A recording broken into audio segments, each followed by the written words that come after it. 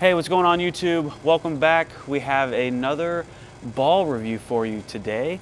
And this one's cool because it's not a Storm or a Roto ball. It's a Global 900 ball. And if you hadn't heard, Global 900 was based out of San Antonio, and they just recently moved all their plant and bowling ball materials to Storm, and now Storm is making them out of their facility. So good news for Storm staffers and Rotogrip staffers that we get to throw Global 900 stuff now. And this is the first ball I've ever drilled from them. I've never thrown a Global ball. And when we went to the Players Championship 3 weeks ago, we saw a lot of Global 900 going down the lane from Storm staffers, and they liked them. So really shows something about Global 900, and it kind of opened up my eyes. And so now I drilled a reality, and we are throwing it. The thing about this one is it's one of their stronger ones. It's asymmetric, which, by the way, this thing down here is how you can tell. So a strong asymmetric ball, a Storm ball that I would compare it to would probably be like a Proton Physics. And the Proton Physics is obviously going to be like a different bowling ball, but for the most part, they're in the same general category of strength. So for this one that I'm gonna throw, I drilled it pinned down. This is an attempt for me to drill some bowling balls that don't flare as much. It's a little low flaring drill for me.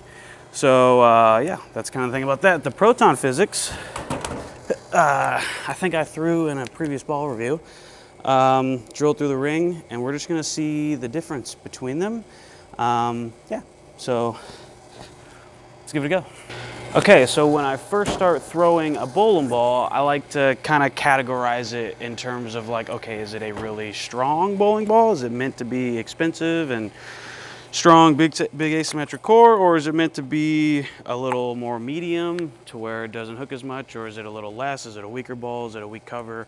I kind of like to take a look at those things, but then I also like to try and find out if it rolls like a previous bowling ball I've had. And at this point, I've thrown enough bowling balls to where we've seen pretty much any shape. So the way this bowling ball rolls, there's a good chance. Here, let me take this mask off.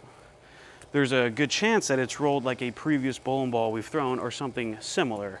So I kind of like to fit it into the category of something that I used to throw, and then I like to throw it against a somewhat competitive ball in terms of the amount of hook that is supposed to be had. So that's why we're gonna throw the Proton Physics. And I threw this one a little bit yesterday. I threw this a lot yesterday. So I'm just gonna let you guys know what I see.